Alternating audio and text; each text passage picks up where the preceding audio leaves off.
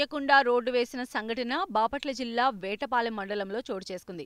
కారును తాకుతూ వేసిన సిమెంట్ రోడ్డు కనపడుతోంది. అరే, ఏమైందని మీరు అనుకుంటున్నారా? అసలు విషయం ఏంటంటే, దేశాయిపేట పంచాయతీ ఆమోదగిరి పట్టణంలో బుద్ధి వెంకటరమణ ఇంటి నుండి చెన్నంశెట్టి సుబ్బారావు ఇంటి వరకు ఇటీవల 4.10 లక్షలతో మహాత్మాగాంధీ ఉపాధి హామీ పథకం కింద సుమారు 68 మీటర్ల రహదారి నిర్మించారు. రోడ్డు నిర్మాణంలో ఏమైనా అడ్డు వస్తే వాటిని పక్కకు తీసి రహదారి నిర్మించాల్సిన బాధ్యత అధికారులు గుత్తేదారుడిపై ఉంది.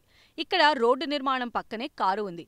అయినా దాన్ని తాకుతూ రోడ్డు వేయడంపై సర్వత్రా విమర్శలు వినిపిస్తున్నాయి. దీనిపై పంచాయతీ కార్యదర్శి టి వెంకటేశ్వర్లను వివరణ కోరగా ఏడాదిగా ఆ కారు అక్కడే ఉందని, తీయమని చాలాసార్లు యజమానికి చెప్పాం, అయినా వినకుండా ఇంటికి తలుపులు వేసి వెళ్లిపోయారు. గత ఏడాది ఈయన వల్లనే రహదారికి మంజూరైన నిధులు వెనక్కి వెళ్లిపోయాయి. ఆయన నాకు స్థలం ఉందని చెబుతున్నారు.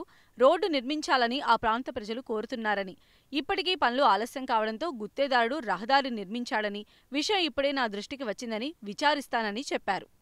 నమస్తే సార్, మేము ఆమోదగిరి పట్టణంలోని పంచాయతీ రోడ్డు వివాదంలో ఇరుక్కున్నాం సార్. గత ప్రభుత్వంలో కూడా ఈ రోడ్డు శాంక్షన్ అయింది. అప్పుడు కూడా మేము గవర్నమెంట్ వారు రోడ్లు కేటాయించిన 20 లింకుల రోడ్డు సర్వే చేసి రోడ్డు వేయాలని చెప్పి అర్జీలు పెట్టుకున్నాం సార్ ఎంఆర్ఓ గారికి, పంచాయతీ సెక్రటరీ గారికి. అప్పుడు రోడ్డు సర్వే చేయకుండా వేయాలని చెప్పి వివాదం జరిగింది. ఆ వివాదంలో మమ్మల్ని కొట్టడం కూడా జరిగింది. మేము హాస్పిటల్లోకి వెళ్ళి కేసు కూడా నమోదు చేశాము. కానీ ఈ టీడీపీ ప్రభుత్వంలో కూడా మళ్ళీ అదే రోడ్డు శాంక్షన్ చేయించుకుని వచ్చారు.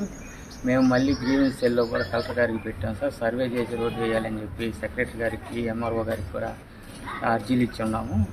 కానీ మేము లేని సమయంలో ఈ పంచాయతీ రోడ్డు అనేది వేయడం జరిగింది. మా సర్వే చేసి మా స్థలం వదిలేసి మిగతా దాంట్లో వేసుకోమని కూడా చెప్పాము. కానీ పంచాయతీ సెక్రటరీ గారు ఏమి మా మాట లెక్క చేయకోకుండా ఈ రోడ్డుని నిర్మాణం చేశారు. మా సొంత స్థలంలో మా ప్లేస్లో పెట్టుకున్న కారుని మాకు పరిణామం లేకోకుండా, మాకు పూర్తి ఇన్ఫర్మేషన్ కూడా ఇవ్వకోకుండా ఈ రకంగా వేసేసి మా కార్ని నాశనం చేశారు. టైర్లు మొత్తం కాంక్రీట్తో నిండిపోయి రోడ్లో ఇరుక్కుపోయింది కారు.